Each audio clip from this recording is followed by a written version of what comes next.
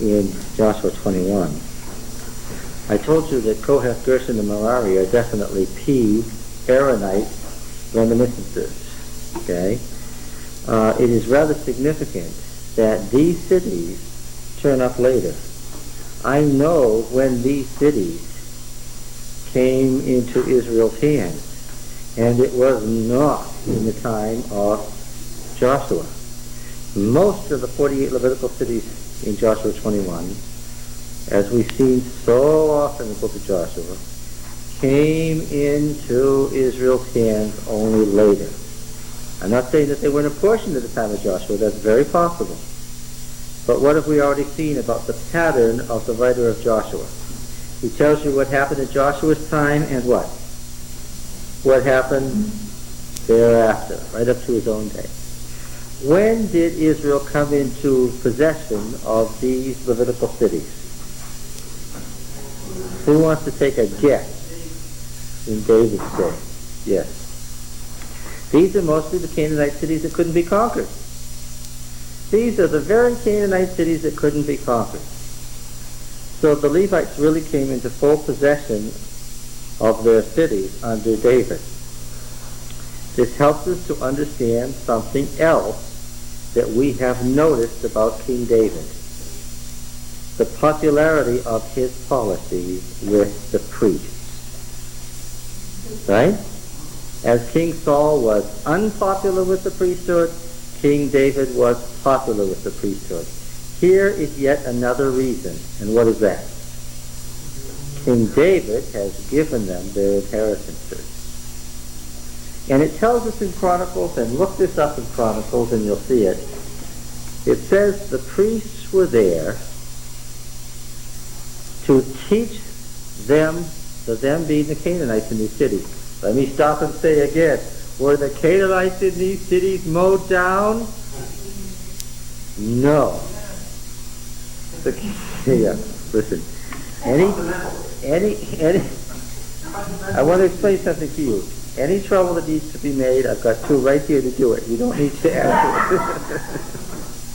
it. Again, first of all, Joshua doesn't say it, and secondly, Joshua explicitly says something else. The Canaanite population, by and large, was absorbed into Israel. This is what the chronicler says. I'm quoting his words exactly. The priests were there to teach them, the Canaanite populace, the law of the Lord, and this next phrase speaks volumes, and to do the king's service. Where did you say? It's in 1 Chronicles 9. That I expect you to be able... You don't have a Bible with cross-referencing? All right. Now, the point then is that the assignment of the cities is pictured in Joshua as coming in Joshua's time. But the getting of the city does not occur until King David's time. And the cities that are gotten are cities that are gotten by the family of Aaron. Let me ask again about the Aaronite priesthood and the Mushite priesthood. Why did the Mushites not have cities comparable to the cities that the Aaronite priests received?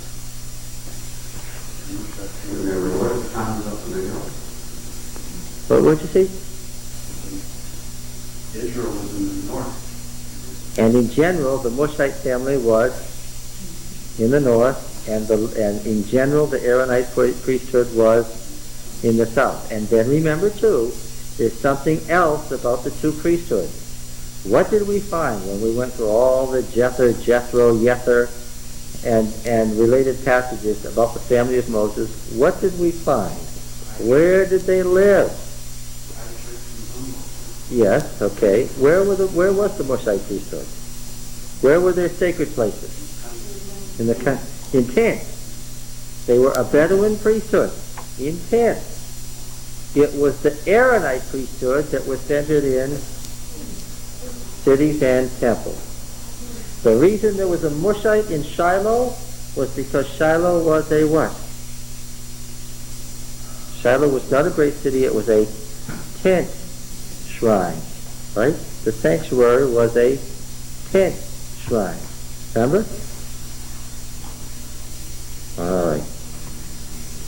Some of you are going like you know, and others of you look like you're lost. Didn't know there were two priestly families. Didn't know they were having a centuries-long fight either. Okay? Didn't know why King David had two high priests at the same time. Then when Eli and them lost the ark and stuff, that rested favor on the Mushites. Naturally, that reflected very, very badly on the Mushites when they lost the ark. On the other hand, Samuel, Mushite priest, is one who anointed David. Was his mentor. Yes, so I was going to say that, however, didn't do them in, because King David, nevertheless, even though the Mushites had blown it rather badly in losing the ark to the Philistines, King David still did what? He had two priests, and you remember which was which? And how do you know that so quickly? Because he sided on the wrong side later. Well, yes, but how do you know that Abiathar is the name. The name. The name is what? Yes, My father is Yether. Boy, if that doesn't tell you he was a descendant of Jethro, then what does? And he was from the priest at Nob. In the north. Yes. Okay. Boy, it's amazing how all this stuff fits together. Okay. Now then, the Levitical cities. Now we've been talking about the assignment of Levitical cities, and remember that the Levitical cities were assigned last. All right, Gershon, Kohath, and Merari. All right. All right. Now then, Joshua 22. Let us examine Joshua 22. Friends, we have been dealing with the question of what constitutes Israel ever since Deuteronomy 29. Right? Where this final speech of Moses gets added in about not just you who are here, but all who aren't here, the hewers of wood and the drawers of water. And what chapter do we immediately think of when we say Deuteronomy 29? Joshua 9. Deuteronomy 29 doesn't make any sense if you've read Joshua 9. Now, we notice something else that the Deuteronomist is at great pains to tell us in Deuteronomy. He wants to tell us about the 2.5 Trans-Jordanian tribes, and he tells us it so often that we're sick of hearing about it. But we don't know what they're there for yet. Remember I say to you when they crossed the Jordan in Joshua 2 and 3 that he's making a big deal about these 2.5 tribes. They're the ones who say, Joshua, be strong and courageous, and anybody who disagrees with you will put to death, right? But we don't know yet what they're for. They serve some theological function. Remember, by now, you know that he's not just telling stories. What is he doing? Yes, he's making theological statements in the story. Okay. What are the 2.5 tribes about? Verse 1. Can we make a stipulation? Right. Can we stipulate that there isn't anything in the Bible that is theological statement? Well, that's true. We've said many times that there aren't any just stories in the Bible. By now, if you've been listening, you know why David was really important when he killed Goliath. It isn't a story about David and Goliath and one little stone going up into the air anymore. What can you tell me? We know that David is the anointed king of Israel and the Spirit of God has already come on him because he killed Goliath. But who is Goliath? The last of the Anakim, the last of the giants. And who are the giants? The offspring of the sons of God who survived the flood. What did he say about surviving the flood? Wait a minute. I know that only Noah. Yes, yes. Back, yes, yes. Now, where did I get this nonsense about the giants surviving the flood? Where did I get that? I read Deuteronomy. Remember? Remember the day you didn't want to read all the little parts of Deuteronomy? And I found out that the Anakim were part of the Rephaim, and the Rephaim were the race that fell, that were the survivors of the Nephilim, the fallen ones from heaven, who were cast down into the underworld. and came back up out of the underworld and settled in Canaan. And David killed the last of them. So what do you know? St. George and the Dragon. Yes, well, that's where it came from. Yes, he is therefore Baal revived. He is Baal who slew the people of the underworld. Right? The Canaanites, in other words, the Canaanite members of his population would have looked at King David and said what? Ah. Yes, now then. Our Lord, God and Job, What? those the same sons of God and Job. Yes, it is. Absolutely. The members of the heavenly court. Then Joshua summoned the Reubenites, the Gadites, and the half-tribe of Manasseh. Good. I've been waiting for them to turn up for a long time. Good. And the question is, what are they all about?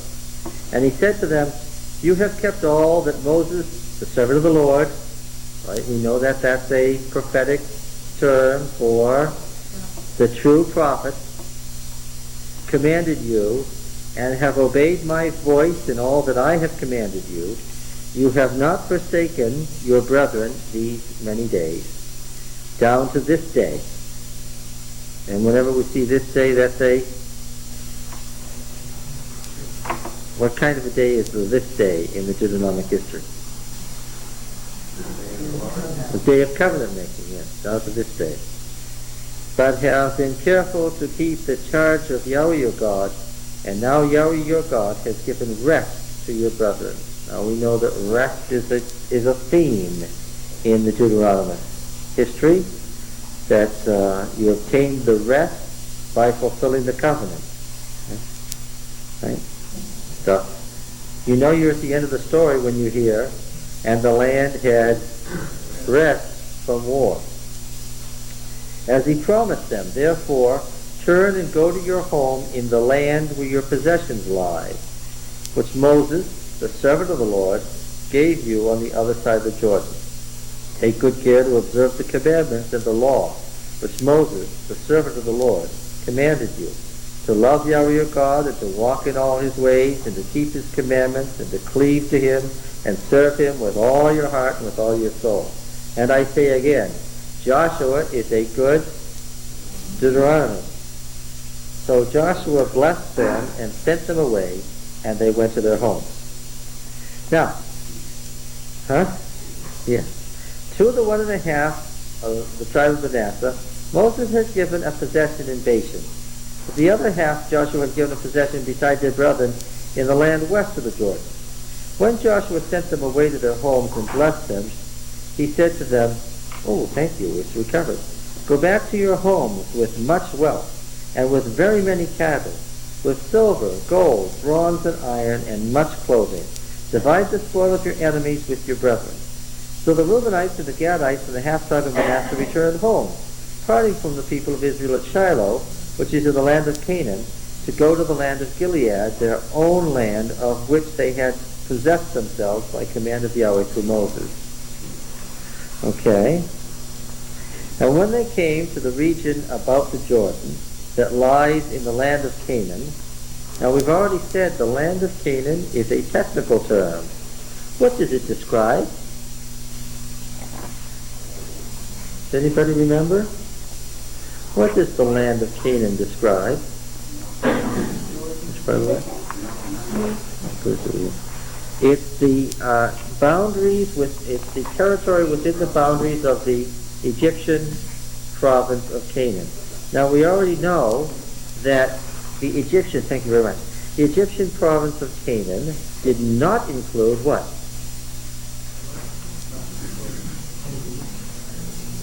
The boundary didn't widen out till north of Lake Eula, north of the Lake of Galilee. It included Damascus and so forth, and it went all the way around and across to the mouth of the Orontes over there. But it didn't widen out till after you were north of the Jordan River. North of the north end of the Jordan River, then comes the Lake of Galilee, then Lake Eula, then these little tributaries that feed in from Mount Hermon. That's where it widened out. Okay? But in this area, Transjordan was not part of the land of Canaan. Why is that significant? Well, because you have noticed, and it's been quite specific about it, the Lord has given them what? The land of Canaan. So if you want to be technical about it, the 2.5 tribes were what? Outside the promised land. How did they happen to be outside the promised land? They had a lot of cattle. They saw these great flat regions of upland tableland, and they said to Moses when they conquered Og and Sihon, what? This is really good for our needs. Can we stay here? So it was by their choice, but nevertheless, where are they? They're outside the promised land. This is going to have significance to this story. All right, now.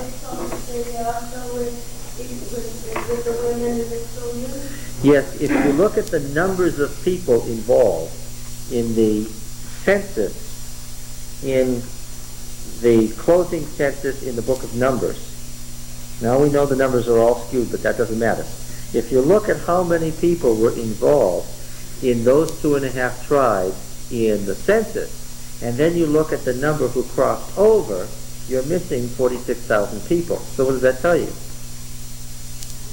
That not all crossed over. That of the 2.5 tribes, only Joshua says the men of war. That would be those who were 20 years old and upward, fit for war, according to what Numbers says about it. All right? Now then, it's those people who are now to go home. He given a possession beside their brethren in the land west of the Jordan. When Joshua sent them away to their homes and blessed them, he said to them, verse 8, go back to your homes with much wealth and so forth, with the spoil of your enemies. So the Reubenites, the Gadites, the half-tribe of Manasseh returned home, parting from the people of Israel at Shiloh. Now I want you to take notice of what the phrasing in verse 9. It's so easy to skip over, but we've learned to watch for how something is written. So the Reubenites and the Gadites and the half-tribe of Manasseh returned home, parting from the people of Israel at Shiloh, which is in the land of Canaan, to go to the land of Gilead, their own land. What does it sound like? Sounds like they're a separate country, doesn't it? Which they had possessed of themselves by command of Yahweh through Moses. And when they came to the region about the Jordan that lies in the land of Canaan, the Reubenites, the Gadites, and the half-tribe of Manasseh built there an altar by the Jordan, an altar of great size. Verse 11. And the people of Israel heard say, what now? Yeah. Behold, the Reubenites and the Gadites and the half-tribe of Manasseh have built an altar at the frontier of the land of Canaan in the region about the Jordan on the side that belongs to the people of Israel. Now, friends, it couldn't be any clearer. Step over that and what? You're in another land, and the folks who live there aren't what? Aren't Israelites. Ooh. Oh. Verse 12. It gets more explicit. And when the people, well, I don't expect you to have noticed it. If you had noticed this, you wouldn't need me. And when the people of Israel heard of it, the whole assembly of the people. Now that drives it home much clearer, gathered at Shiloh. Now he's made it explicit, what he was implying earlier. The whole of Israel gathered at Shiloh. And that does not include who? The 2.5 tribes. The whole assembly of Israel does not include the 2.5 tribes. So we're down to 9.5 tribes. Well, actually, we know that Israel is how many tribes? 6. Gathered at Shiloh, I was reading in the Adventist commentary about the borders of Issachar. They were making up borders as they went along. Why do I know they should not have been commenting about the borders of Issachar? Because yes, Issachar didn't have any borders. What cities it did have, really villages, were where? Inside Zebulun. We've been talking about this. And the people of Israel heard of it. The whole assembly of the people of Israel gathered at Shiloh to make war against them. Oh, that's where you make holy war. It's from the tribal league center in Shiloh. Right? These are now the enemy. Now, weren't these the two most faithful tribes, Joshua's greatest supporters, the most faithful followers of the words of the Lord? Yes. But now they're not part of Israel. And I can tell that the historian is up to something here. We have treated now how to view Israel proper. How to view the other part of Israel that isn't part of yours, like the Southern League, right? We've talked about how to view Canaanites who weren't part of Israel but sided with Israel, like Rahab and her house, right? We've talked about Canaanites who used subterfuge but chose to place themselves under Israelite control, right? We've been talking about all of these different ways of viewing what constitutes Israel and the non-exclusive nature of Israel, right? Now we have a different problem. How shall we view those who were part of Israel but have gone outside the land? Why would that be of any significance as a question in the time of the writing of the Deuteronomic history? Why would that be of interest in Josiah's day? Why would that be of interest to Jeremiah and his editors as they rewrite the state history? What was Josiah's policy, first of all? What was Josiah actively trying to do? Restore what? What? To restore the kingdom as one. So what was he trying to restore? Well, what did he have already by virtue of who he was? He had Judah. He wanted to restore Israel. Now, what was the condition of Israel in Josiah's day? You have citizens scattered. Well, some folks lived there who had been imported by the Assyrians and were pagans that were now in the land. And that's what how to treat pagans who are now in the land is about. But what had happened to the Israelite population, or much of it? They had been exported to outside the land. And what did folks say, particularly in Judah? They're not Israelites. They're gone. It was because of their wickedness. They're gone. Okay? And what do you think this story is about? Okay, now, verse 13. Then the people of Israel sent, do you get it? Verse 13. Then the people of Israel sent to the Reubenites, the Gadites, and the half-tribe of Manasseh in the land of Gilead. In the land of Gilead, meaning not in the land of Israel. Get it? I don't know whether Jeremiah had dense readers or what, but I keep telling you he's subtle, but when you look at it, it's really not subtle. He drives his point home. Well, he was dealing with an audience that was probably as sophisticated about these matters as we are. They were that participant in time. Yes. So, I mean, this is subtle to me.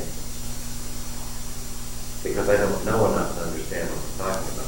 Subtle until John points it out. Then once you realize, oh, this is people outside the land, it's Israelites who aren't in Israel, it's not written very subtly. He keeps repeating it over and over again. Yeah. To the land of Gilead, who did they send? Phinehas, the son of Eleazar the priest. This is Aaron's grandson. With him 10 chiefs, one from each tribe of the tribal families of Israel, every one of them the head of a family among the clans of Israel. I said the Southern League was centered in Hebron. That's obvious because Hebron is the centermost city of the southern area, and it's the biggest city, and Jerusalem doesn't even enter into this yet. Why? Jerusalem was still an unconquered Canaanite city. Why else would I think that Hebron was the center of the Southern League? Maybe because the word Hebron means league. In Hebrew, that would give you a really big hint that when you're going to the city called League City, that maybe that's where the league is centered, right? Yeah, okay, now that's getting back. That's subtle, yeah. So anyway, they came to the Reubenites, the Gadites, and the half-tribe of Manasseh in the land of Gilead, and they said to them, "Thus says the whole congregation of Yahweh."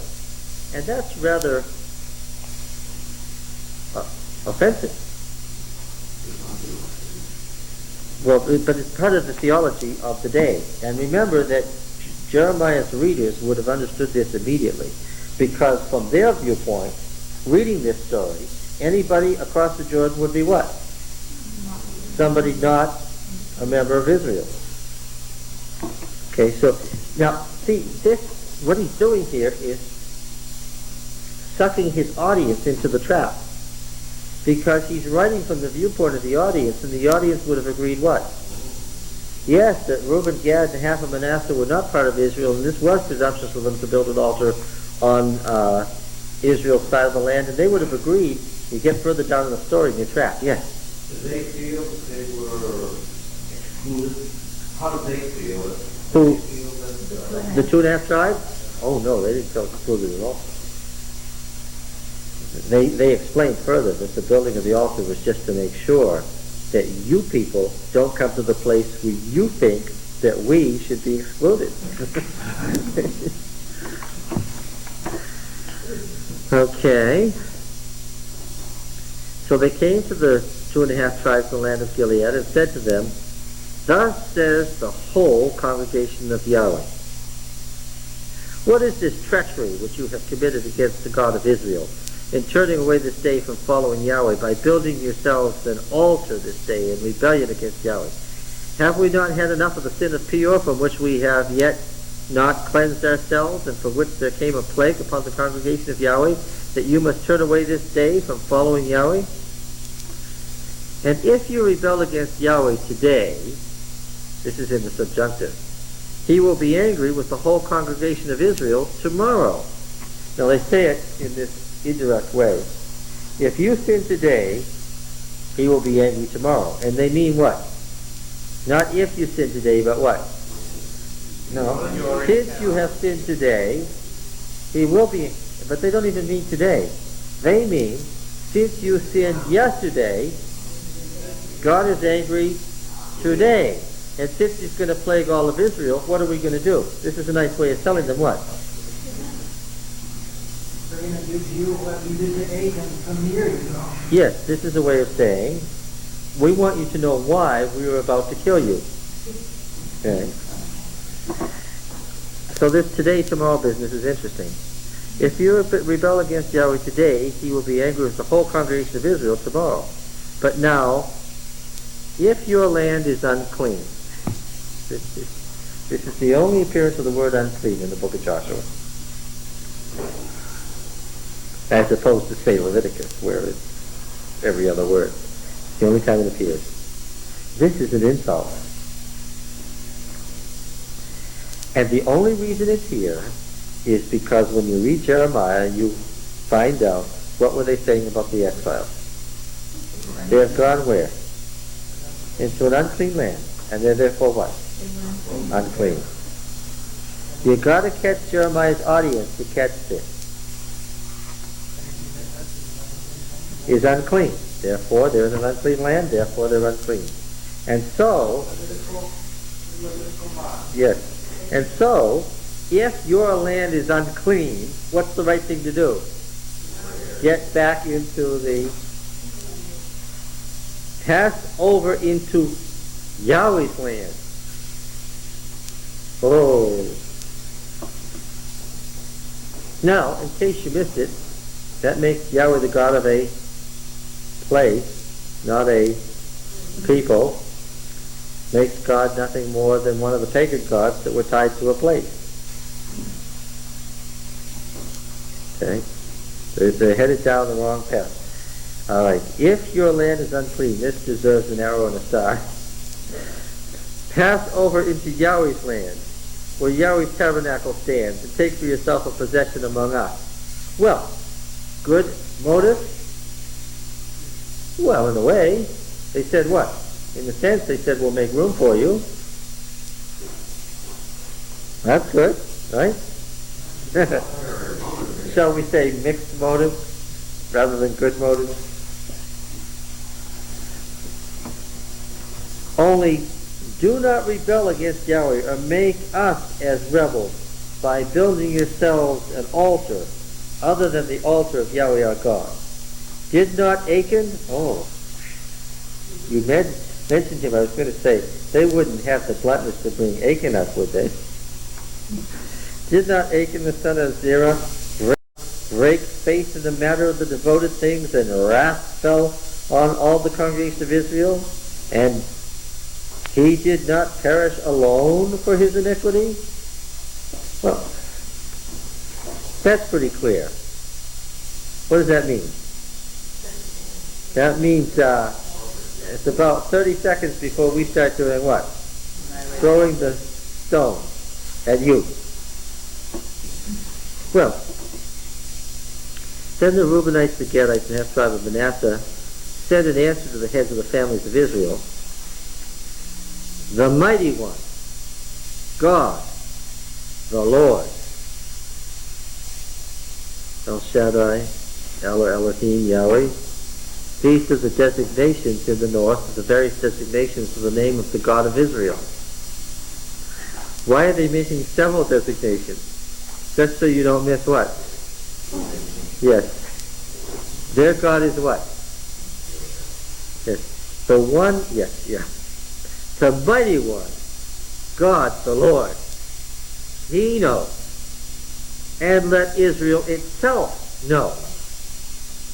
If it was in rebellion or in breach of faith toward Yahweh, spare us not today for building an altar to turn away from following Yahweh. Or if we did so to offer burnt offerings or cereal offerings or peace offerings, again there's the divisions of Leviticus on it, may Yahweh himself take vengeance. Nay, but we did it from fear, that in time to come, your children might say to our children. Now, this is in time. The time could come in the future when the following thing might be said. Tomorrow, your children might say to our children, when they really mean what? Today, you have said this to us. And they've justified the building of the altar by saying, this could happen at some point. And what's the implication? Right now. And their attitude makes it clear that it already has in their mind. What have you to do with Yahweh, the God of Israel? For Yahweh has made the Jordan a boundary between us and you. You Reubenites and Gadites, you have no portion in Yahweh. So your children might make our children cease to worship Yahweh. Therefore we said, let us now build an altar, not for burnt offering nor for sacrifice, but to be a witness between us and you, and between the generations after us, that we do perform the service of Yahweh in his presence, with our burnt offerings and sacrifices and peace offerings, lest your children say to our children in time to come, you have no portion in Yahweh. And we thought, if this should be said to us or our descendants in times to come, now, they added it in now, if this should be said, not to our descendants, but what? To us or to our descendants. And now I'm getting the idea that they got the idea because of what attitude? The attitude that they had already noted was present. There's a lot of things going on here between the lines. Catching it? And we thought, verse 28, if this should be said to us, or to our descendants in time to come, we should say, behold the copy of the altar of Yahweh, which our fathers made, not for burnt offerings nor for sacrifice, but to be a witness between us and you. Far be it from us that we should rebel against Yahweh and turn away this day from following Yahweh by building an altar for burnt offering, cereal offering, or sacrifice, other than the altar of Yahweh our God that stands before his tabernacle. Well, what did these people do when they left Shiloh? What exactly does it say they did?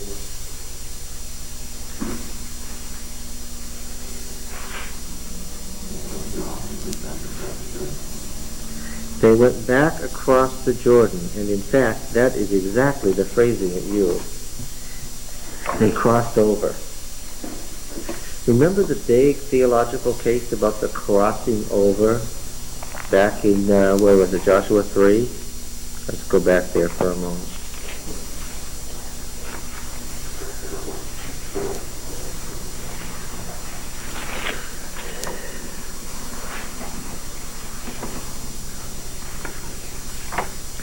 All the way through Joshua 3 and 4, crossing over the Jordan is a theological statement for crossing over into the covenant land to begin to make holy war. Right? Crossing over in Hebrew means to transgress also. It means to pass a boundary that you can't go back over. It means it means something serious. To cross over is a big word. It has much stronger than our English phrase might mean. Okay? Up to this point, everybody in the story has been crossing over the Jordan. Okay? Now, at this point, the story changes when we come back here. It's at this point that they don't cross over anymore. They've got an explanation. Right? When Phinehas, verse 30, the priest and the chiefs of the congregations, the heads of the families of Israel, who were with him, heard the words of the Reubenites, Gadites, and Manassites, it pleased them well. 31. And Phinehas, the son of Eleazar the priest, said to the Reubenites, Gadites, and Manassites, today we know that Yahweh is in the midst of us, because you have not committed this treachery against Yahweh. Now you have saved the people of Israel from the hand of Yahweh. So far from causing trouble, they have what? And what was the trouble that they've saved them from? Well, they believed badly on their brothers and God will punish them for that. They built the altar because they already noticed the attitude. The attitude was going to result in what?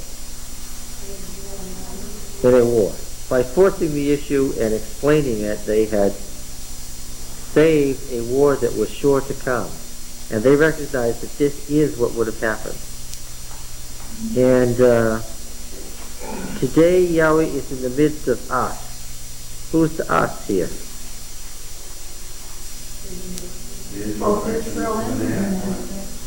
Yeah. You have not committed treachery against Yahweh. Now you have saved the people of Israel from the hand of Yahweh. Then Phinehas, the son of Eleazar the priest, and the chiefs returned from the Reubenites, and it uses the word return. When you read through the Hebrew text, the word to cross over is not here anymore. Why? There isn't a major boundary between the tribes here now. The theological word to cross over, to transgress, is not used. And that's deliberate. They returned from the Reubenites and the Gadites and the land of Gilead to the land of Canaan, to the people of Israel, and brought back word to them. And the report pleased the people of Israel, and the people of Israel blessed God, and spoke no more of making war against them, to destroy the land where the Reubenites and the Gadites were settled. And the Reubenites and the Gadites called the altar witness, for they said, it is a witness between us that Yahweh is God. So that, what can we say now at the end of the story? Yahweh is the God of... Yeah, so what can we say? Yahweh is the God of a people, not a place. Having been taken away from the place does not mean what? You're not taken away from Yahweh, and you are not cut off from Israel. Yeah. Good news to the people in Jeremiah's day? Should have been. That this is written so strongly indicates to me that he must have known that some would not greet this with joy, right? Question, why did they got the upset with the Judean tribes? Why did they get upset with what we call Egypt? But they were in the land. Yeah, they were in the covenant land. They were in the They had an altar to God.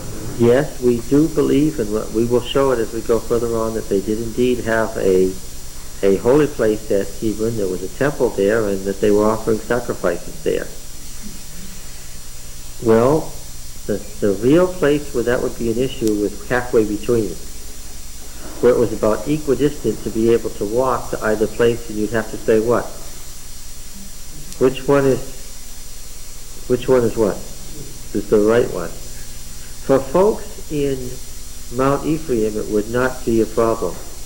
If you lived in Bethlehem or Arad or one of those places, would it be a problem to say which one is the right one? You would know that the right one for you was what? The one in Hebron. Yeah. If you lived in the Jezreel Valley, what would you know? Time to go to Shiloh. If you lived in Jericho, time to go to Hebron.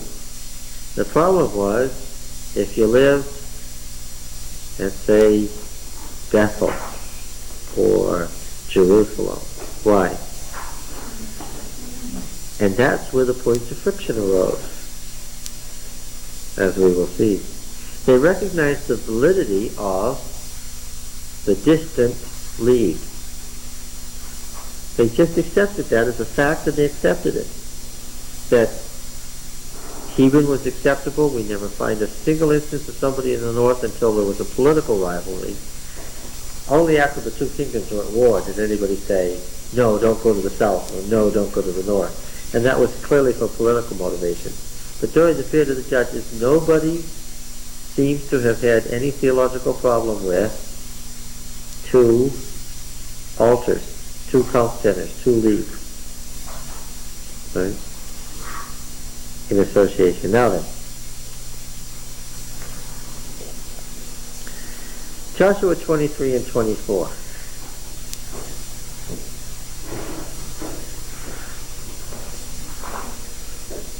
Two chapters that aren't what they seem.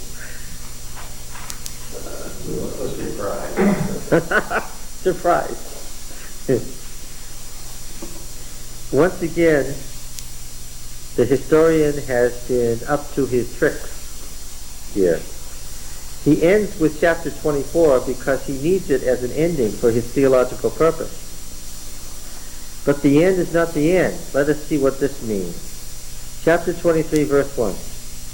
A long time afterward, when Yahweh had given rest to Israel from all their enemies round about, and Joshua was old and advanced in years, Joshua summoned all... By the way, what is 23:1? The beginning of an independent unit, yes. Once upon a time, a long time ago, in a country far away. Verse 1 right away can't be. What? I say verse 1 right away can't be. Can't be what? A long time after the Lord gave rest to Israel. So that he won't go away. Why do we have rest already when they've only conquered the ridge of the mountain and are in possession of about 10% of the promised land? That's the question raised in the book of Judges. What have we just finished a long section of? God was doing what?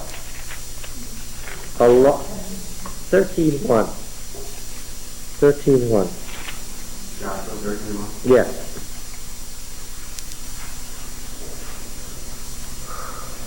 Now Joshua was old and advanced in years.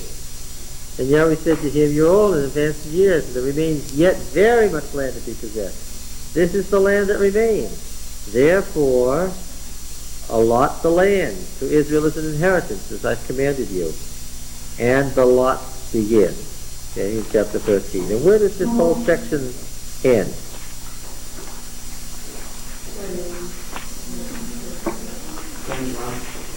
21?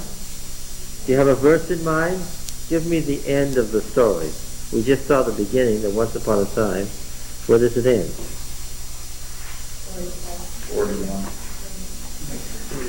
43.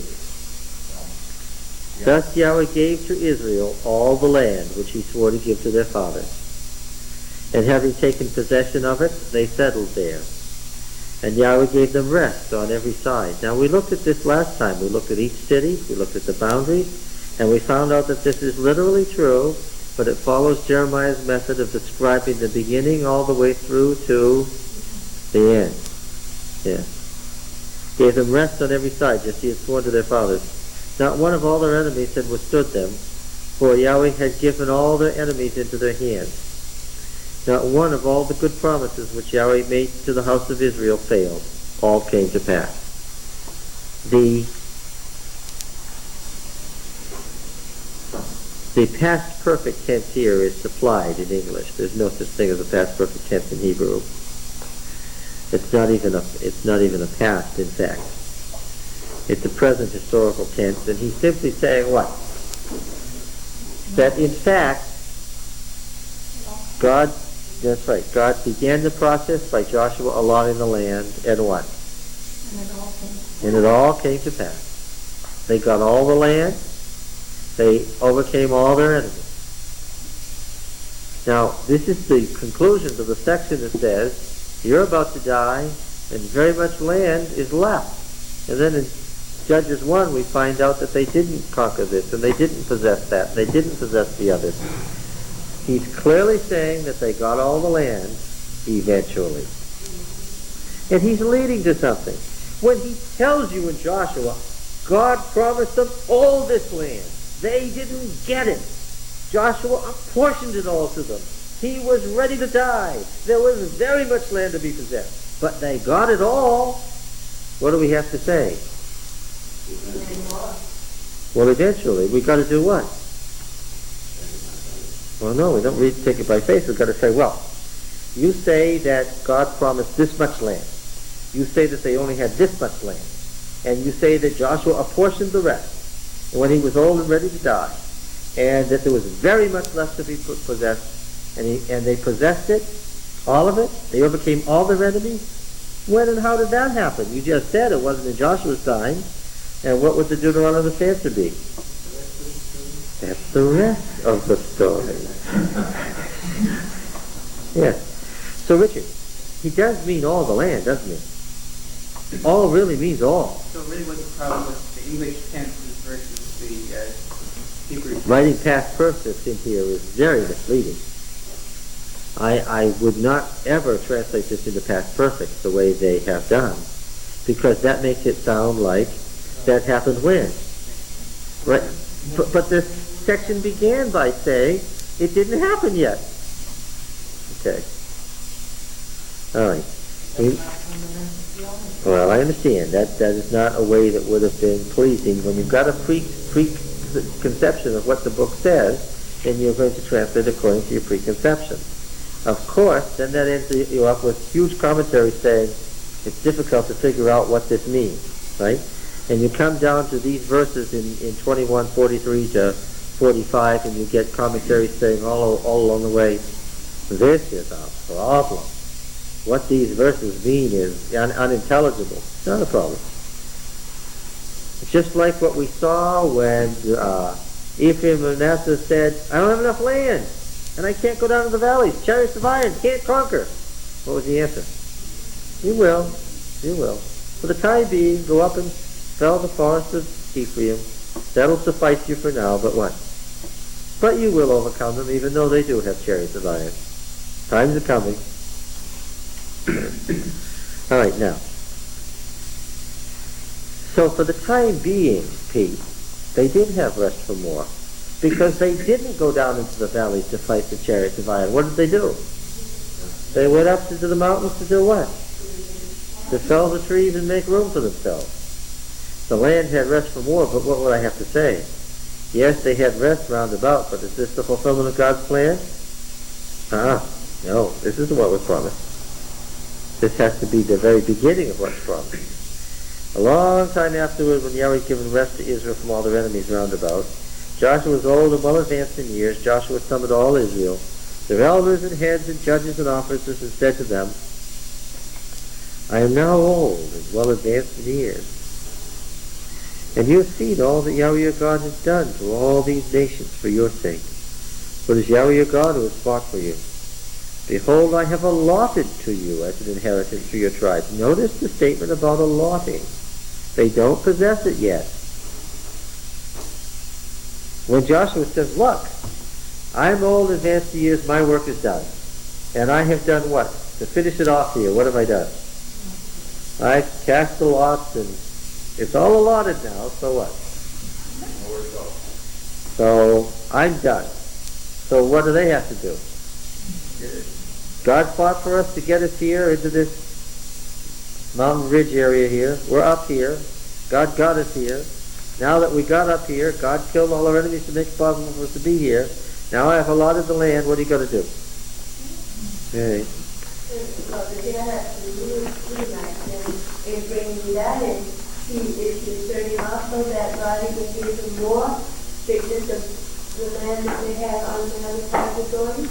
Yes, but that land doesn't count. We've already seen that. That isn't even part of the issue. Because that wasn't allotted, that was never promised, that was indeed additional, but wasn't even counted because it wasn't part of the covenant land. Yeah. Behold, I have allotted to you as an inheritance for your tribes those nations that remain, along with all the nations I've already cut off from the Jordan to the great sea in the west. Yahweh your God will push them back before you and drive them out of your sight, and you shall possess the land as Yahweh your God promised you. Now, look at this. Does it make clear that they don't possess it yet? Yeah. Therefore, be very steadfast to keep and do all that is written in the book of the law of Moses, turning aside from it neither the right hand or the left, that you may not be mixed with these nations, left here among you, or make mention of their names to their gods, or swear by them, or serve them, or bow down yourselves to them, but cleave to Yahweh your God, as you've done this day. There is some relationship between observing the Deuteronomic law and being able to subdue the nations. Right? Observing the Deuteronomic law is what has gotten them here this far. This is a quote from chapter 1. Don't turn to the right hand or the left. This is a quote from chapter 1, verse 7. The extent to which they observe Deuteronomic law is the extent to which God will subdue the nations before them. There is a relationship between possessing the law and possessing the land. There's the theological statement. The more you possess, subdue, take part of, get involved in the law, the more you possess, subdue, take part in the land. That's his theology. I can say then, Ed, with great confidence that the generation of Joshua had fully mastered its understanding of the spiritual meaning of the law or not? They had fully mastered the spiritual meaning of the law? What do you think? If they only possessed the little mountain ridge 20 miles wide and 50 miles long, what would I say? They've grasped how much of the law? A swath 20 miles wide, 50 miles long, the ridge, the high point. Yes. Okay, get it. He does not fault the generation of Joshua for idolatry or anything like that. There's no rebellions like there was in Moses' day. Nothing like that. But what else is he saying? The fact that they possessed so little of the land was because what? They possessed so little of the law. They grasped the implications of so little of it that they were not able to what? To possess the land. That's what Joshua 1:7 was about. I said we're coming back to this statement, going full circle. All right? This is exactly what it says, 1:7. Only be strong and very courageous, being careful to do according to all the law which Moses my servant commanded you. Turn not from it to the right hand or to the left. There's in order that, next. In order that you may have success wherever you go. It's tied together. Do you get it? So, by the way, since I know about this by now, since he's coming back to stuff in chapter 1, his basic theological points, I know that chapter 23 is intended to be what? The end. Right?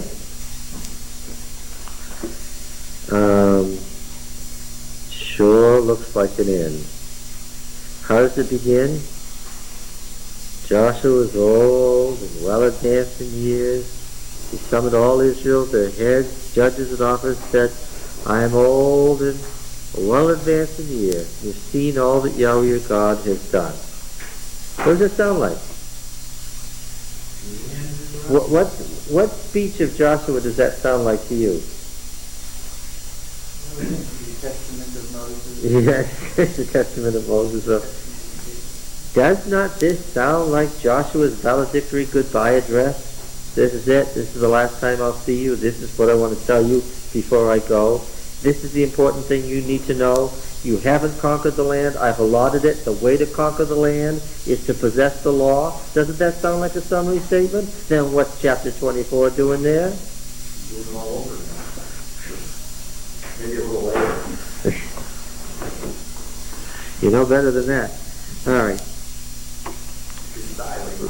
He just thought he was dying and just didn't do it, huh? Just revived and said, let's have another meeting and let me say more. Okay.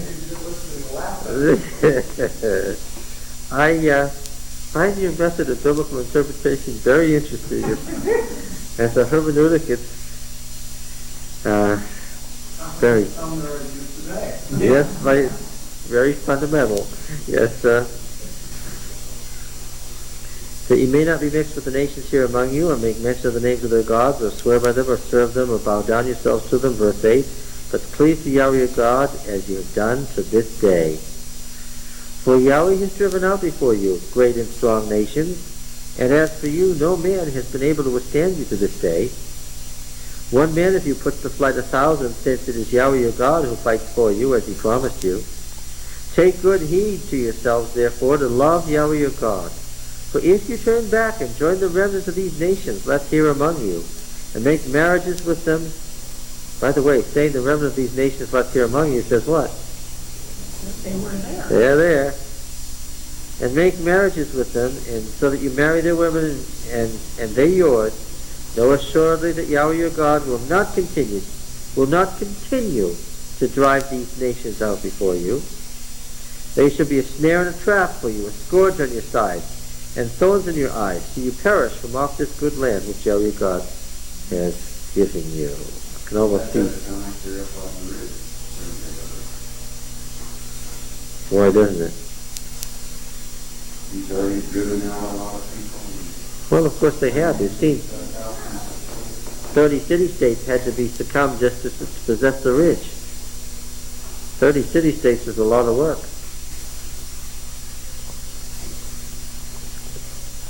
And the other thing is that, we allotted the land, so the land was there, and they were in the land.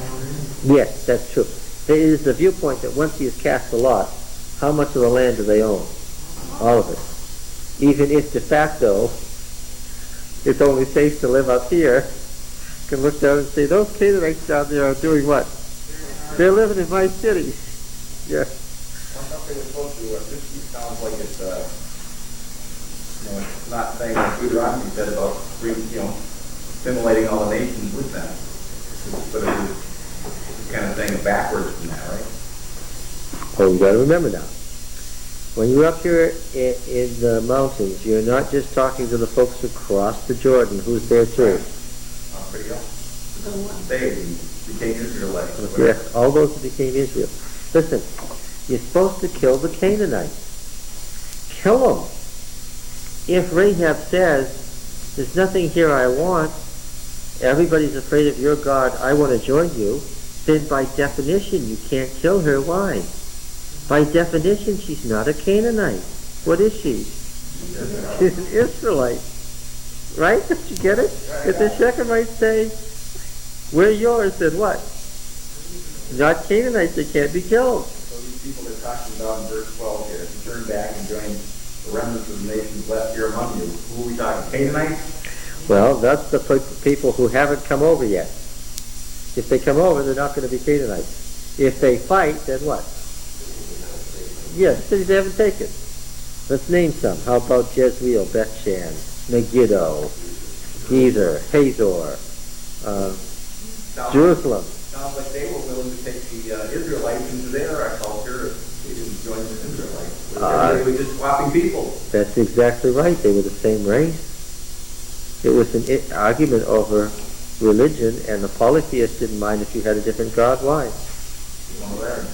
One more god. Oh yeah, your Yahweh is our Dada, right? The only religion that had a problem with other religions was what? Yahwism, because it was exclusive. What's the famous statement that summarizes that? I, the Lord your God, am a jealous God, unlike any other god. Right? The jealous God meant what? I want you to destroy any god that's not me. No other ancient religion had such a concept. Our God is one God. Yeah, yeah. Our God, Elohim, is the one. Yeah. Doesn't it best suit for every religion today? And apply, every religion says, if you don't join us, you're going to go to hell. Well, of course, that's a biblical viewpoint. These religions are descended from the biblical view that there's one true religion. Right? That's a typical view of religion that's descended from the Bible. Religions of the East don't say that. You won't get Taoism or Buddhism or Shintoism to say anything like that. What are they going to say? All is one. Right? Oh, yes, I forgot our resident expert in Eastern religions was here, having experienced life in the Eastern religious cult. Now then,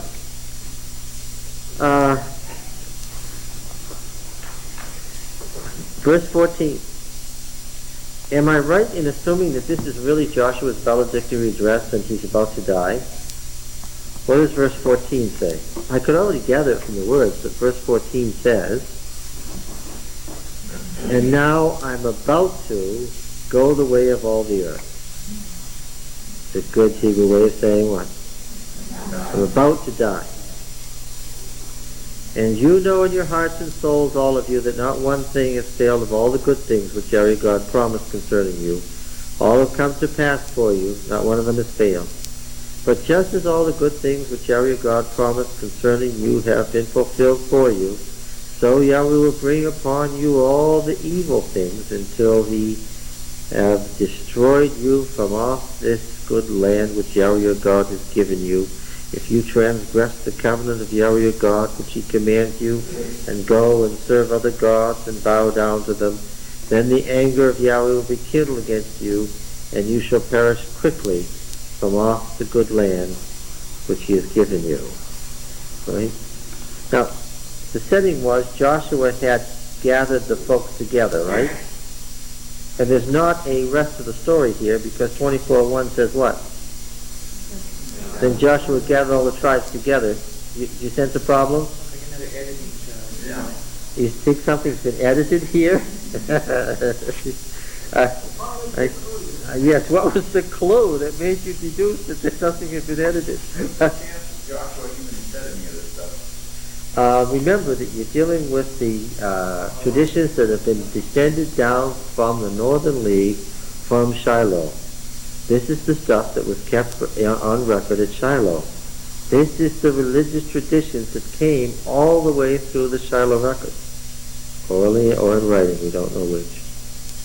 What are the chances that he said it? If Deuteronomy really represents an ancient view of Yahwism, then the chances are great. If you think somebody made Deuteronomy up in the time of Josiah, from whole flock said, let me write a book and say Moses said it, then the chances are slim to none. Okay? Now then. So we would take the first few. Oh yeah, sure. I want you to notice Judges 1 verse 1. Judges 1, 1. After the death of Joshua, the people of Israel da-da-da-da. The important words are after the death of Joshua. Okay? He finally died. Well, Judges 2. Judges chapter 2. You got Judges 2 and verse 6. You may have been a bit premature.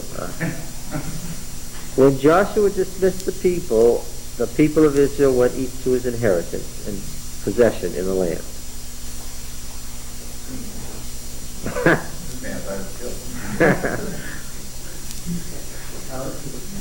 Now, well, one of the things that I noticed was that the end of Joshua 23 was missing. And when I turn over to Judges, I noticed that here's an ending that doesn't fit with when Joshua dismissed the people from what?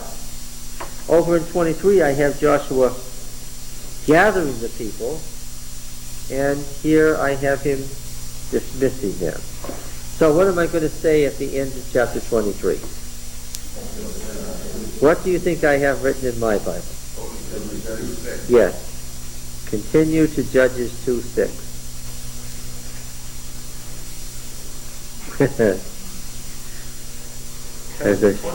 Go back to Joshua 24 now. Yes. That's kind of the same story all over again. As what? 23. Mm-hmm.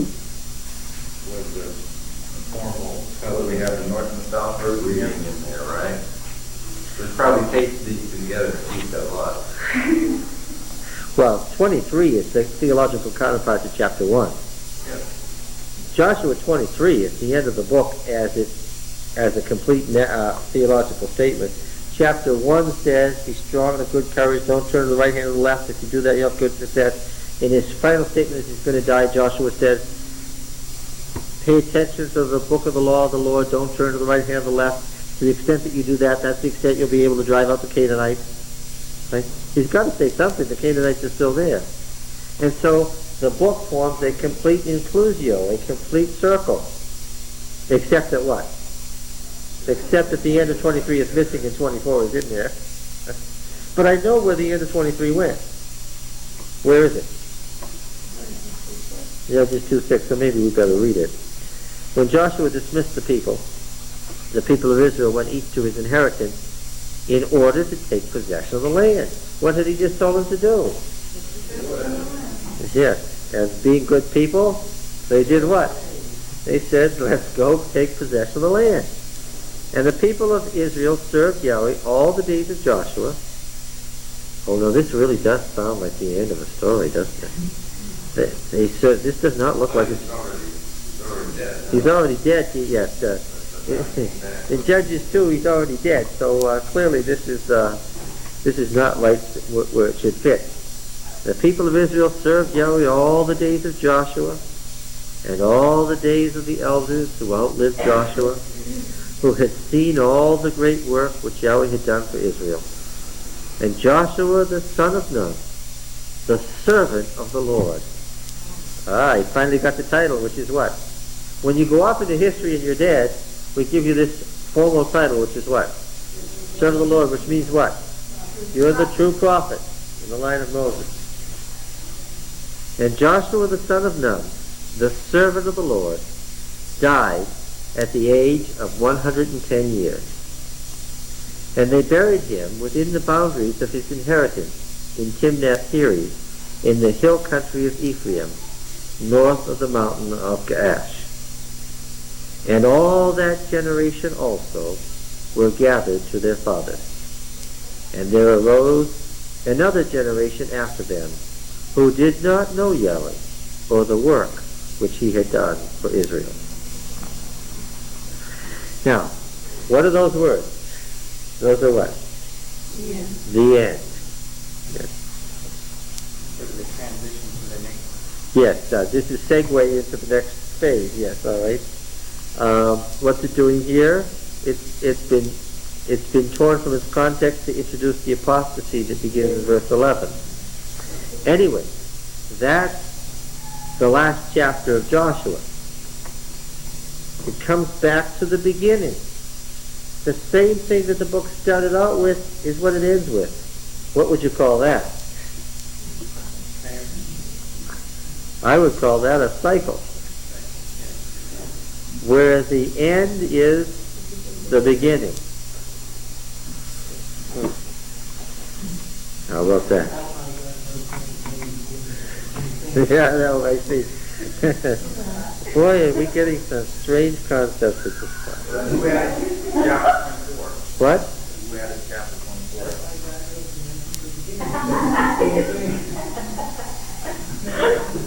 24? Well, clearly the book stands as it stands now because the Deuteronomic historian wanted it the way it is now. What? This point to what Ron's saying. I'm trying to ignore him, though. Yeah. Well, yes, of course, theologically it is correct that God knows the end from the beginning because, of course, He brings it back to where He started it, of course. Over and over and over. Over and over and over. If you think cycles are fun, wait till we get to Judges. Now, Dawn, about Joshua 24. We just seem to be having... This looks like a good introduction to the book of Judges, actually. Preamble kind of thing. Yes. Now, by way of review, let me tell you what this has. Okay. Let me sit back. I want to hear this now. Yes. Yes. You know, Look, Joshua 23 by itself is all fine by itself. He could have left 2:6 right at the end of this and ended the book there. Except that what? He didn't just write Joshua. Have I mentioned to you that this is part of a history? Have you heard me say that once or twice before? What's the history called? The Deuteronomic history. What books are included? Second Kings. Deuteronomy. Well, actually, Deuteronomy, the core of Deuteronomy is already there. He added Deuteronomy 1 to 4, Deuteronomy 29 and 30, and 31, and then 32, and then 33. And anyway, Deuteronomy, Joshua, Judges, 1st and 2nd Samuel, 1st and 2nd Kings. We have a long way to go. And he isn't concerned with just the days of Joshua, is he? He's concerned with the implications of the whole history for his generation, which is the generation that's going to see the destruction, right? It's going to end the story. And you know, if he's going to come down to the place to say, we are the end, it's over, what else do you expect there's going to be? There's going to be a new beginning. Yes. Oh, boy, nothing here.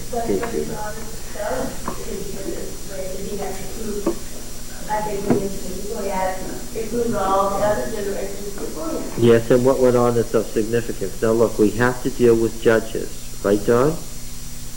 And in order to deal with Judges, we've got to make a transition from Joshua to Judges.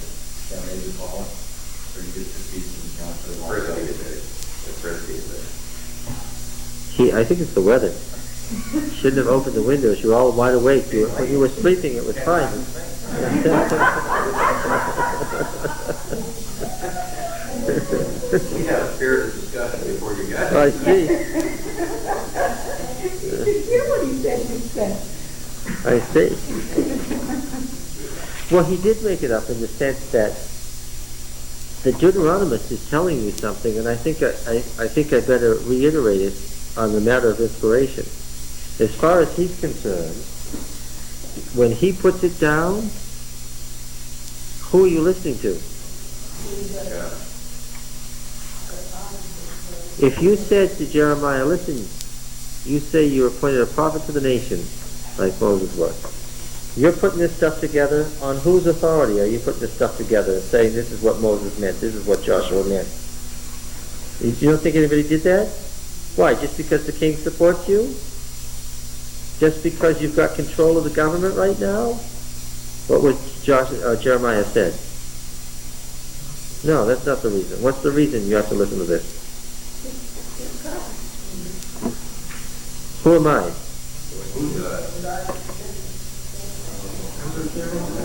Yes, let me remind you of Deuteronomy. I wonder what that does to the previous material. The previous material, when he's rewriting it in a way that gives you new theological concepts. What does that do to it? Oh, what does it do to history? Well, he doesn't want to alter the historical facts. He's using, he's using the state records, but he's putting them into a theological framework, which is what? He's interpreting. He's saying these are the historical facts and this is the meaning. Yes, in a sense. What does it say? Let's go back to Deuteronomy 18 and not forget it.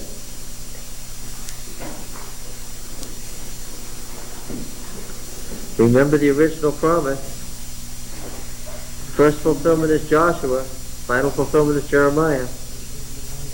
Verse 15. Yeah, well, you've got, final fulfillment is Jeremiah, but of course then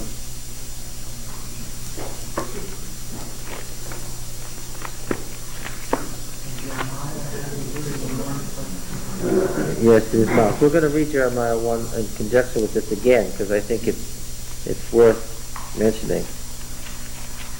When somebody comes along with that kind of authority, I would like you to turn to Matthew 16. Matthew 16. Now we're really straying. We are so far along in this class that I am turning to a passage in the New Matthew 16 and verse 13.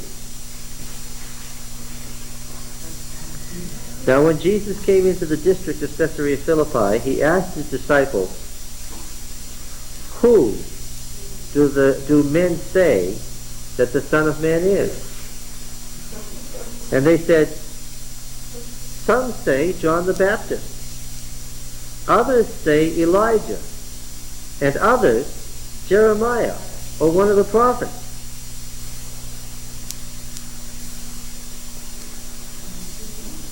Well, what do you think?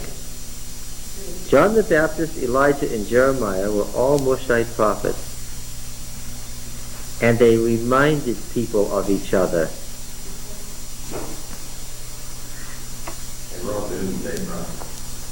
Yeah, they said the same thing. Yeah. But they said they were saying what the Lord said too. They were prophets. They were servants of the Lord.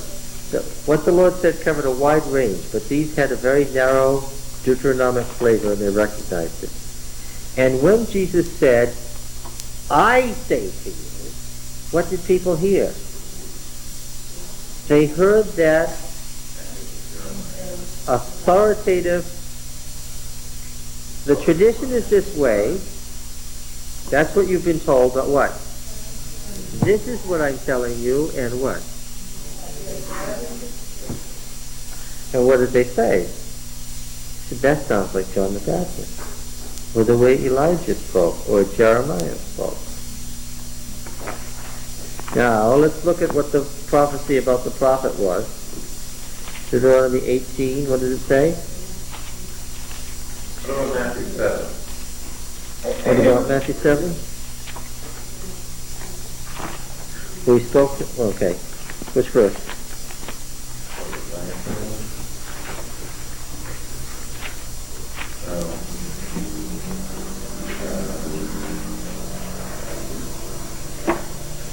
Near the end. Oh, yeah. 20, 29. What verse? 28, 28, Yeah, we taught them as one who had authority, yeah. And not like the scribes. Separating Mushites from Aaronites? Sure. The same old thing. The Aaronite priests were opposed to the Mushite prophets. And that went on and on and on and on and on. That was an old division by this time. 1815. The Lord your God will raise up for you a prophet like me from among your brethren. Him shall you heed, just as you desired of the Lord your God in Horeb on the day of the assembly, when you said, let me not hear again the voice of Yahweh my God, or see this great fire any more, lest I die. And Yahweh said to me, they have rightly said all that they have spoken. I will raise up for them a prophet like you from among the brethren. And I will put my words in his mouth, and he shall speak to them all that I command him. And whoever will not give heed to my words, which he will speak in my name, I myself will require it of him. Okay, that's the original thing. And Jeremiah 1, I will put my words in his mouth, and he shall speak to them all that I command him. Jeremiah 1.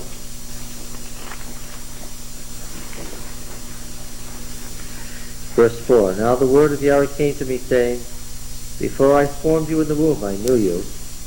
Before you were born, I consecrated you. I appointed you a prophet to the nations. Then I said, ah, Lord God, behold, I do not know how to speak, for I am only a youth. But Yahweh said to me, do not say I am only a youth. For to all to whom I send you, you shall go, and whatever I command you, you shall speak. Be not afraid of them, for I am with you to deliver you, said Yahweh. Then Yahweh put forth his hand and touched my mouth, and Yahweh said to me, behold, I have put my words in your mouth.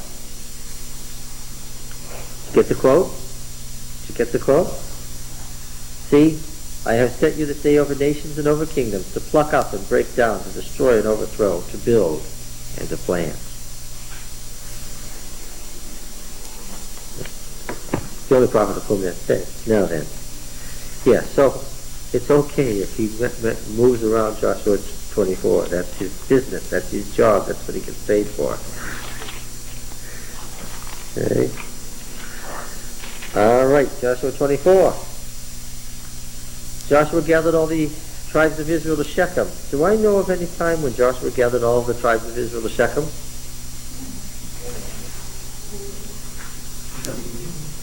Where?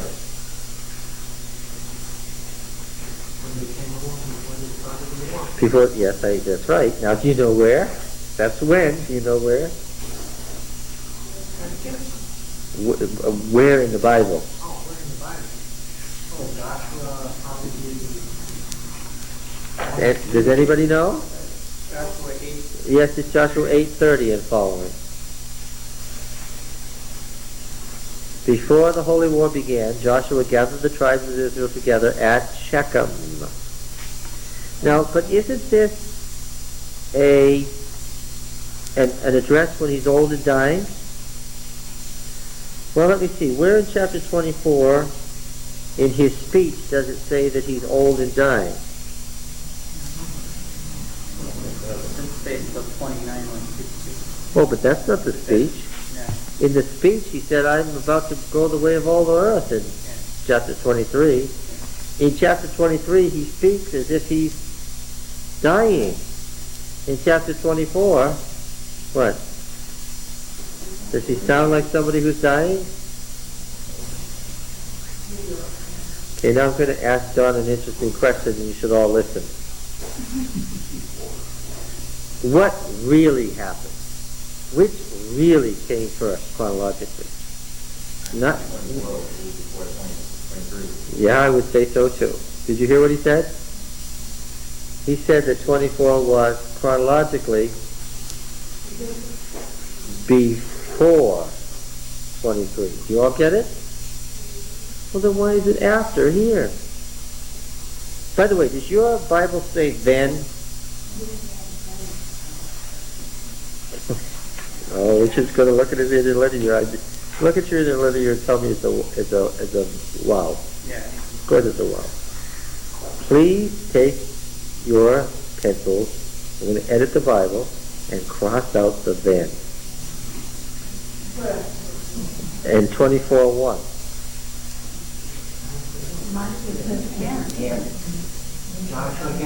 24:1. Who says then? Ooh, that's a lot. How many just say and?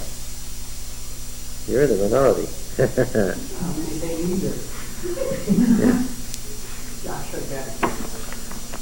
Since it's the beginning of a separate literary piece, then and are inappropriate. Let's get the usual introductory word for the beginning of a separate literary piece. That's the proper translation of the wow. Now. Thank you. N-O-W. Now Joshua gathered all the tribes of Israel to Shechem. Chronologically, it is not after 23. Okay? Indeed, I have a suspicion shared by many commentators that this is the speech from what occasion? That's right. Yes. This is the speech from chapter 8, John. What's it doing here? What's it doing here? John, you already know the answer. Why was it taken away from chapter 8 to be here? To lead into chapter Judges. What? To lead into Judges, yes. I think it'd be kind of parallel to the end of Deuteronomy, where there was a covenant renewal fairly close to. Yes, but you said it backwards. I was going to bring that point up, and you're exactly correct, and that's very sophisticated of you in Bible understanding, but you said it backwards. I think it was put in Deuteronomy. Yes. Parallel. The end of Deuteronomy, where there's a covenant ceremony in chapter 31, which is clearly an addition, is there to match what? The covenant ceremony in Joshua. Why? Because these books were read on what occasion? Covenant renewal ceremony. So isn't it a great idea to put the covenant renewal ceremony at the end, so that upon completion of Joshua, what could he then do? He could then call Israel back into covenant. Great, huh? So we have to consider the live situation for which the books were written. The end of 23 just didn't do that for him. It's not a covenant ceremony. It's specific to the problems of Joshua's time and the failure to possess the land and how they will be able to possess it. But this is much more general. Okay? All right. Now then, 24:1. Most of you are getting it. Well, let me ask the question back in 22 then. Did what happened in 22 actually happen, or is this something? Oh, sure it did. That he just kind of made it parallel to what was happening then? Well, Say what he wanted to say? look,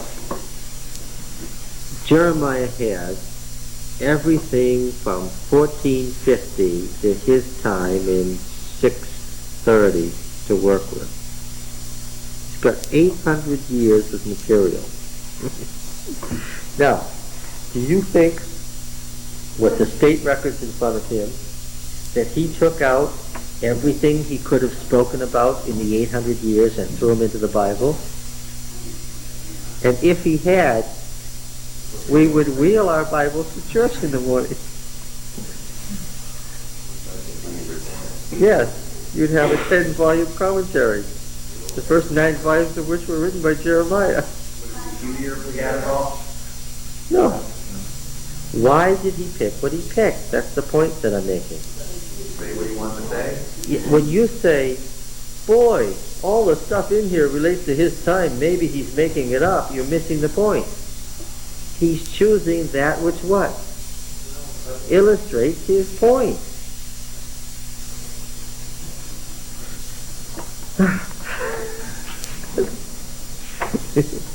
I admit, nobody said this was going to be easy. That's right. The thing about it, John, is as the years are going by too, the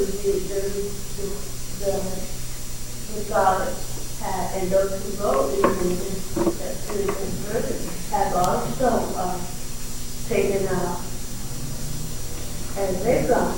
Yes, but I tell you that in the main, what we have here, while there are some changes, in the main, what we have here is what Jeremiah created. He wasn't looking at it like we were going to misinterpret history from what he... Oh, no. No. And he wasn't Jeremiah wasn't thinking to himself, well, if I take the covenant ceremony and use it as the conclusion to the book, to end in great covenant ceremonies at the end of the book as the capstone, what will they think 31 centuries from now? On Sabbath afternoon, they're going to get very worried about this, right? You know, something else too, that we often forget is that people can go down to the corner drugstore and buy a paperback Bible. That's right. These books were very few and very far between. They were read by people who were trained to read them. Read aloud by trained scribes to the people. Who read them according to prescribed rules and so forth. So the message was delivered in the appropriate fashion according to the rules of the day. And we didn't have to worry about people getting confused reading it on their own. That's right, because there wasn't any reading it on your own. Exactly. And it was never read without explanation. That's right. You had the priest there to give you the appropriate meaning. All right? So we're missing something here. Right. No, we're getting the explanation now. We need a picture. But that's the Protestant eyes too. Okay, now, chapter 24, verse 1. I think we're ready to go on.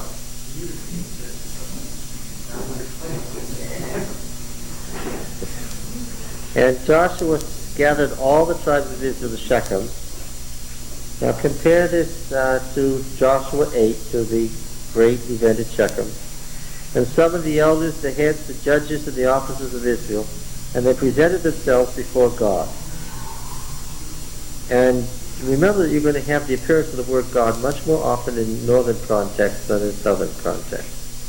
Yes. I'm just saying this morning on Job that when they presented themselves before God, it was for judgment. Yes, that's right. Presenting yourself before God is a judgment day. It's a technical term for, thank you, judgment. You know that it's going to be one of those high occasions.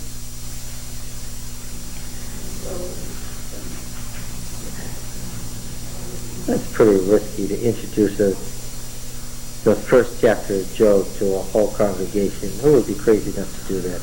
And Joshua said to all the people, thus says Yahweh, the God of Israel, your fathers lived of old beyond the Euphrates. Terah, the father of Abraham and of Nahor, and they served other gods. I know that recitation of divine acts as the prelude to the covenant ceremony is common in all these covenant ceremonies. And I took your father Abraham from beyond the river and led him through all the land of Canaan, and I made his offspring many. I gave him Isaac, and to Isaac I gave Jacob and Esau, and I gave Esau the hill country of Seir to possess, but Jacob and his children went down to Egypt. And I sent Moses and Aaron, and I plagued Egypt with what I did in the midst of it, and afterward I brought you out. Then I brought your fathers out of Egypt, and you came to the sea, and the Egyptians pursued your fathers with chariots and horsemen to the Reed Sea. And when they cried to Yahweh, he put darkness between you and the Egyptians, and made the sea come upon them and cover them.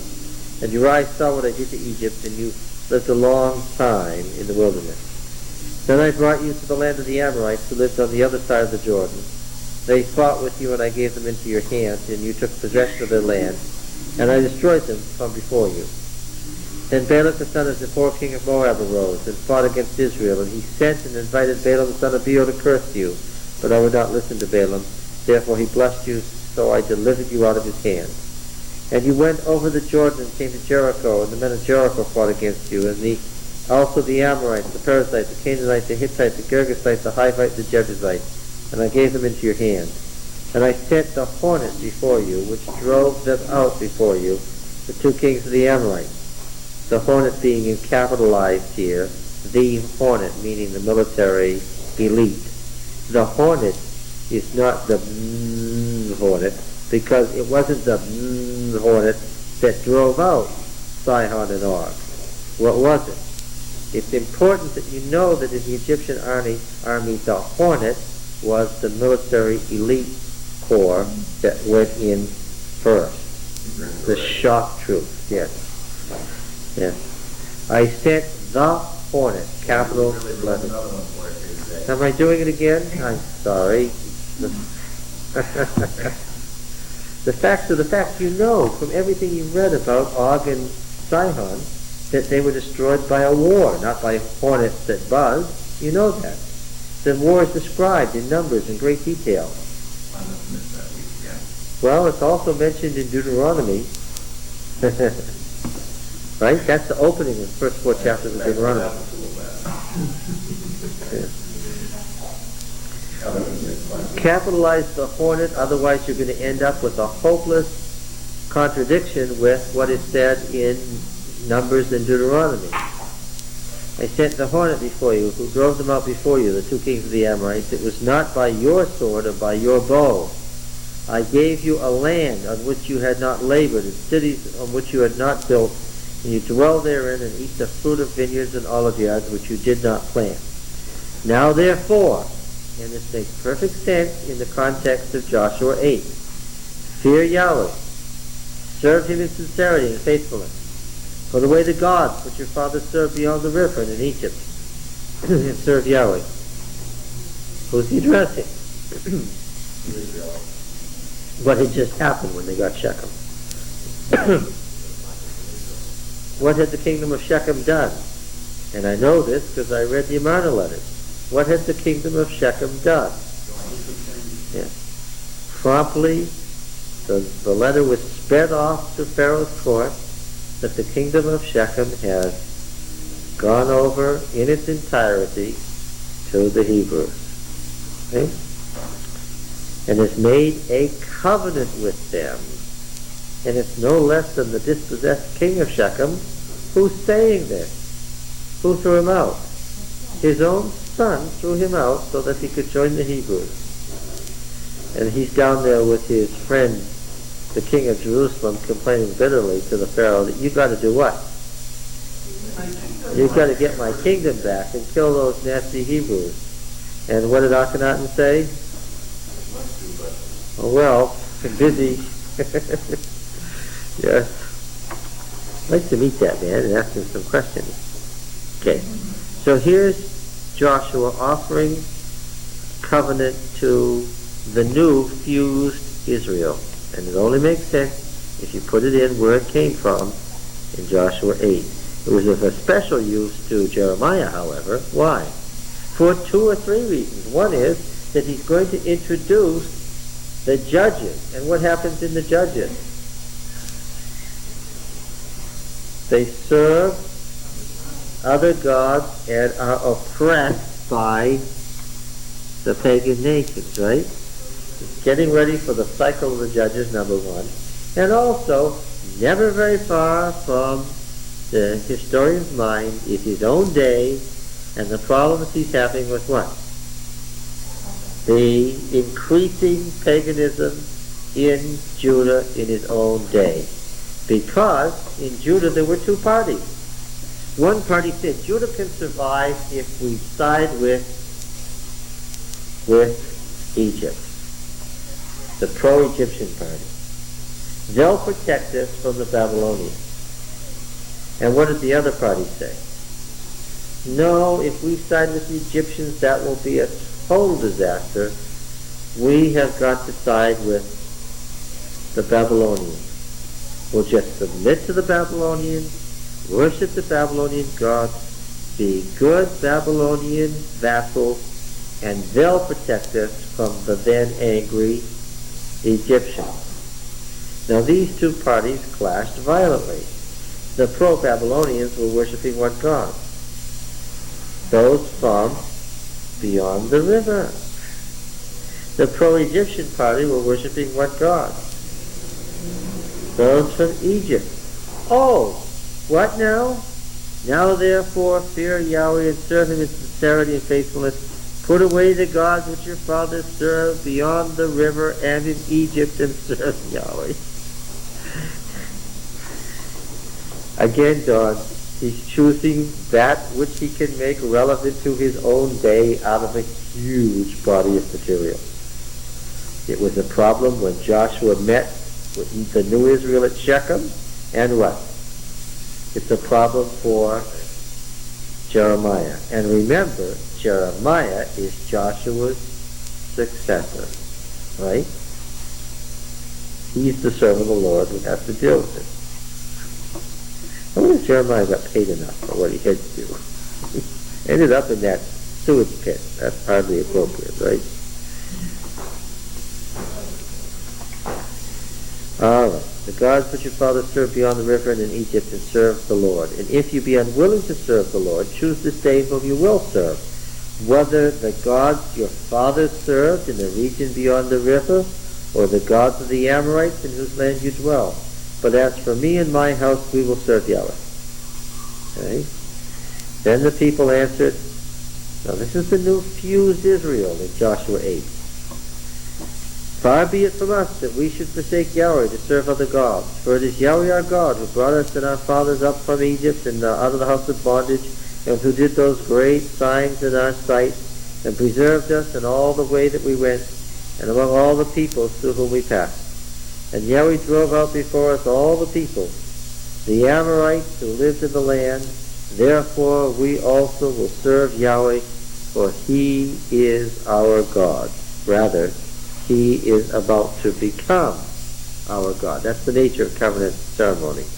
We shouldn't use these imperfects as a present statement, but as an true imperfect. But Joshua said to the people, you cannot serve Yahweh, for he is a holy God. He is a jealous God. Why can't they serve Yahweh? Because what? They've got other gods. And he's introducing, again, the fused Israel to the concept which was foreign of monotheism, which means what? Yeah. You can't serve Yahweh because he's a jealous God. Yahweh's jealousy meant what? All the other gods had to go. Which leaves you with nothing to have military strength and fertility on but Yahweh alone. Right? You have no recourse to any divine help except Yahweh alone. And for a lot of people there was some fear that Yahweh is one of the gods. If we serve just him, what? He's not powerful enough to do the whole deal. Yeah. He is a jealous God. You cannot serve Yahweh. He is a jealous God. He is a holy God. He will not forgive your transgressions or your sins. If you will not forgive your transgressions, no, your sins. Oh, in the light of the context that they're serving other gods. Yeah. If you forsake Yahweh and serve foreign gods, then he will turn and do you harm and consume you after having done you good. There's the typical Deuteronomic view of the covenant. Remember again, I'm in Jeremiah's day now. Don't worry too much about the Babylonians and Egyptians, you political types. Don't get so worked up about the Babylonians and Egyptians. You political types are too worked up about this whole problem. Yes, we're stuck between two giant empires, and yes, they are both strong right now, and yes, they are clashing right now. Don't worry about it. Be happy. Why? Because we know nothing's going to happen. Why? Now, this is the state religion. This is the religion of the temple. This is the religion of the priesthood. This is the eternal promise to David. The eternal promise to David means that what? This is it. Yeah, there's it. Egyptians can come and go. Babylonians come and go. We're going to be right here. Temple's going to be right here. Right? Okay. Right? The Deuteronomic view is what? All bets are off because all promises are conditional. The people said to Joshua, nay, but we will serve Yahweh. And Joshua said to the people, you are witnesses against yourselves this day that you have chosen Yahweh to serve him. And they said, we are witnesses. He said, then put away the foreign gods which are among you, and incline your hearts to Yahweh, the God of Israel. The people said to Joshua, Yahweh our God we will serve. And his voice, being the technical Deuteronomic term for the Decalogue, right? What did they hear the voice of Yahweh say only? It's the 10 words. His voice we will obey. So Joshua made a covenant with the people that day and made statutes and ordinances for them at Shechem.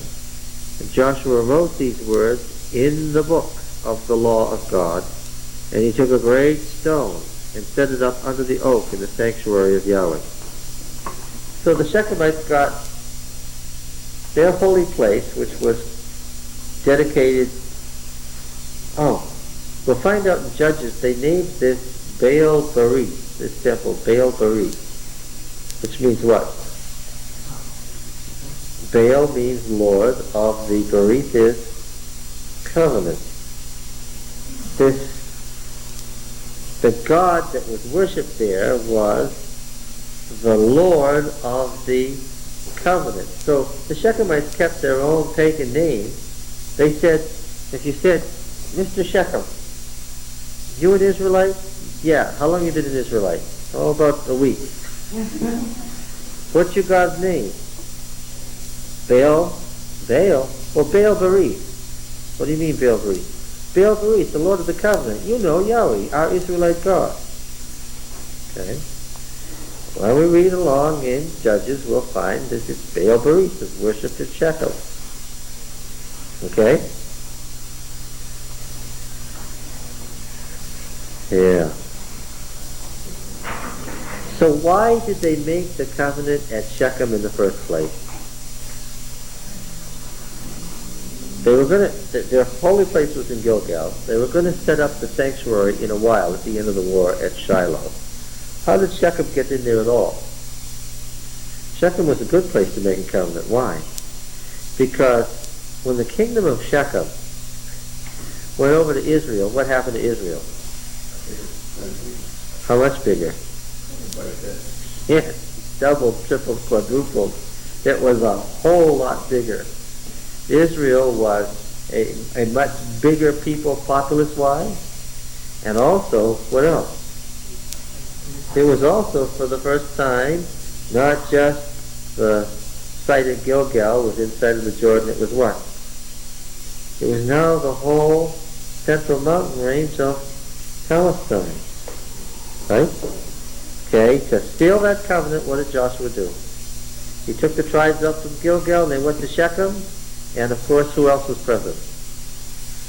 All the folks from the kingdom of Shechem.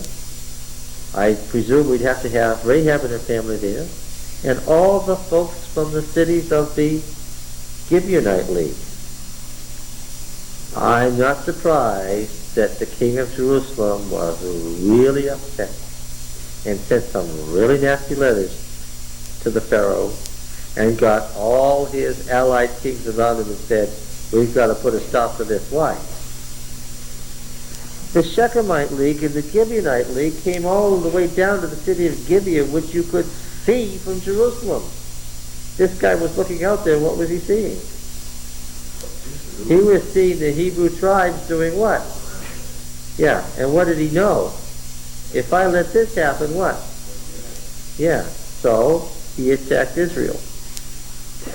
That was sort of a Hobson's choice, because the ironic thing is, the only way he could have saved his life would have been what? To join them. Yes. Made the wrong decision. Attacking them only hastened his death, right? Now then. So, they said, we are witnesses. So he made these laws, and he took a great stone and set it up there in the oak in the sanctuary of Yahweh. And that cult pillar's still there. Found in the 30s, when Shechem was excavated. Joshua said to all the people, behold, this stone shall be a witness against us, for it has heard all the words of Yahweh which he spoke to us. Therefore it shall be a witness against you, lest you deal falsely with your God. So Joshua sent the people away, every man to his inheritance. And now we've got to have an ending to the book. When we read the ending in Judges 2:6 and following, it had Joshua die, and all the generation of Joshua, and all the generation that outlived Joshua, right? But now, you have seen from my reading through Joshua 24 that it's not the valedictory address of a man who's dying, is it? No. Things aren't ending here, they're what? They're beginning. Yeah. All right. You with me? But now we've got to have an end to the book of Joshua. We've got to get him what? Dead. Yes. Verse 29. After these things, Joshua the son of Nun, the servant of Yahweh, died, being 110 years old. And what do I find I'm reading a piece of? I'm reading a piece of what was the end of Joshua 23.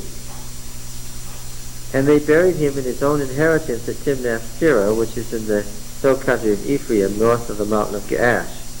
And Israel served Yahweh all the days of Joshua and all the days of the elders who outlived Joshua, and had known all the work which Yahweh did for Israel.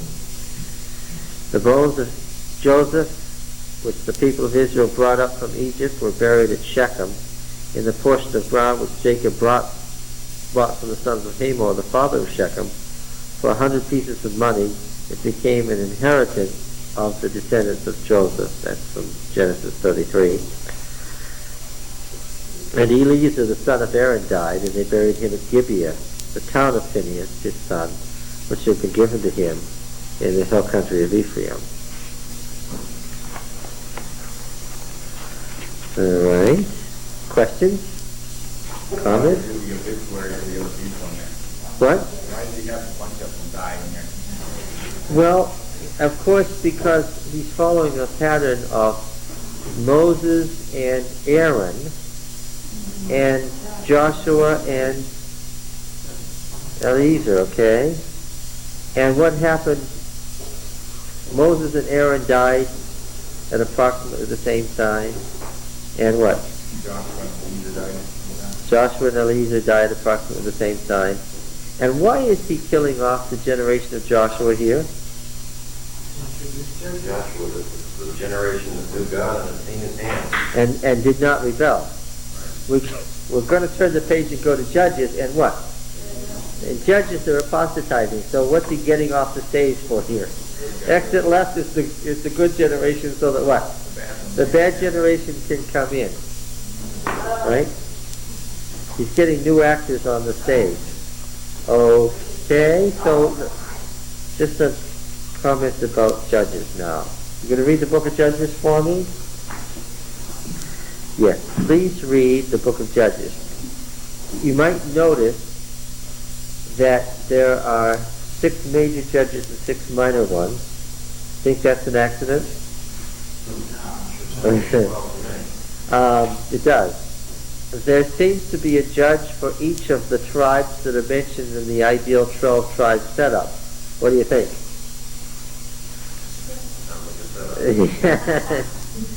In his scheme of 480 years from the Exodus to the founding of the temple, if we allot 22 years for Saul, there are not enough years with 40 years for the Exodus and the conquest, okay, and allowing 35 or 40 years for Joshua and that generation. There are not enough years for the judges and the impressions between them to be strung out. You get about 600 years. You got way too much time. So what does that tell us about the judges? They have to be overlapped. Therefore, each judge is not what? Is not a universal judge over the Israel and Judah. All right? Yes. So the judges that are mentioned here may have been, some of them may have been, judges that attained league prominence in special things that threatened the league, particularly the north. And some of them may have been judges that were tribal, that is to say, local judges who gained prominence for some particular thing they did. Okay? So be aware of what you're reading when you read Judges. Don't get the idea of 12 equally powerful people who were little kings who ruled over all Israel. That isn't what it's about. And of course the theology will be quite obvious as you read through.